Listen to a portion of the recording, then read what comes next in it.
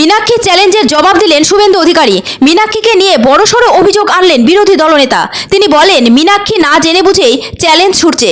উল্লেখ্য, 7ই জানুয়ারি ব্রিগেড জনসভা থেকে মীনাক্ষী মুখার্জি শুভেন্দু অধিকারীকে চ্যালেঞ্জ ছুড়েছিলেন। বাম যুবনেত্রীর অভিযোগ ছিল, শুভেন্দু অধিকারী বিরোধী দলনেতা হিসেবে দায়িত্ব পালন করছেন না। তার ইঙ্গিত ছিল বিজেপি ও তৃণমূল কংগ্রেসের মধ্যে গোপন বোঝাপড়া রয়েছে। তাই বিজেপির হয়ে ভোটে জিতে বিধায়ক হওয়া ব্যক্তিরা তৃণমূল কংগ্রেসে যোগদানের পরেও বিজেপি তাদের বিরুদ্ধে বিধানসভায় অভিযোগ জানাচ্ছে না। মীনাক্ষী মুখার্জি শুভেন্দু অধিকারীকে চ্যালেঞ্জ ছুড়েছিলেন। চ্যালেঞ্জের বিষয়বস্তু ছিল, ক্ষমতা থাকলে বিজেপির হয়ে ভোটে জিতে বিধায়ক হওয়া দলবদলু তৃণমূল নেতাদের বিরুদ্ধে বিধানসভায় অভিযোগ জানাক শুভেন্দু অধিকারী। সাংবাদিকদের মুখে এই চ্যালেঞ্জের কথা শুনে হেসে দেন বিরোধী দলনেতা শুভেন্দু অধিকারী। মীনাক্ষী মুখার্জিকে বোন সম্বোধন করে জানান, তিনি সঠিক তথ্য জানেন না। সিপিএমের বড় নেতারা তাকে বিভ্রান্তিকর তথ্য দিয়েছে, যার মধ্যে কোনো সত্যতা নেই। শুভেন্দু অধিকারী বলেন, দলবদলু বিধায়কদের বিরুদ্ধে বিধানসভায় প্রতিবাদ জানানো হয়েছে।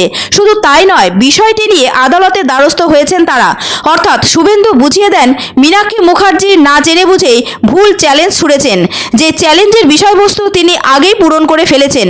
উল্লেখ্য, 2021 সালে নির্বাচনের ফলাফল প্রকাশিত হওয়ার পর দেখা যায় 77 জন বিজেপি প্রার্থী জয়লাভ করেছেন, যাদের মধ্যে 2 জন বিধায়ক হিসেবে শপথ নেননি, কারণ তারা সাংসদ হিসেবে কাজ চালিয়ে যেতে চেয়েছিলেন।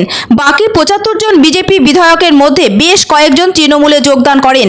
তাদের মধ্যে উল্লেখযোগ্য নাম মুকুল রায়, কৃষ্ণ কল্যাণী, বিশ্বজিৎ দাস, সুমন কাঞ্জিলাল।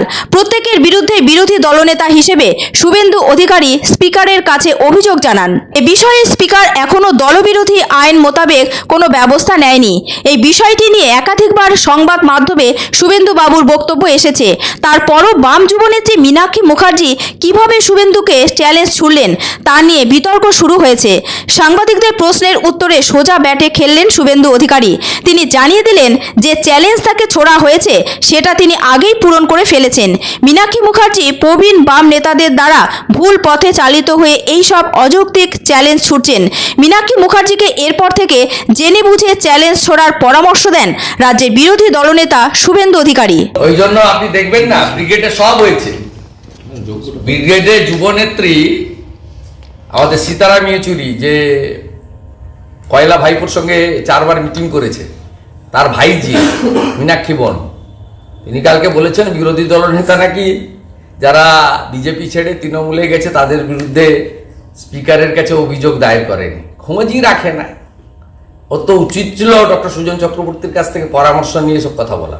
স্পিকারের কাছে কতগুলো অভিযোগ, কতগুলো হিয়ারিং এবং হাইকোর্ট ইত্যাদি, মুকুল রায়, কৃষ্ণ কল্যাণী থেকে প্রত্যেকটা ক্ষেত্রে সবটা আপনারা জানেন। একমাত্র হরকালীরটা প্রসেস হচ্ছে, আর বাকি সবারই প্রসেস হয়ে গেছে।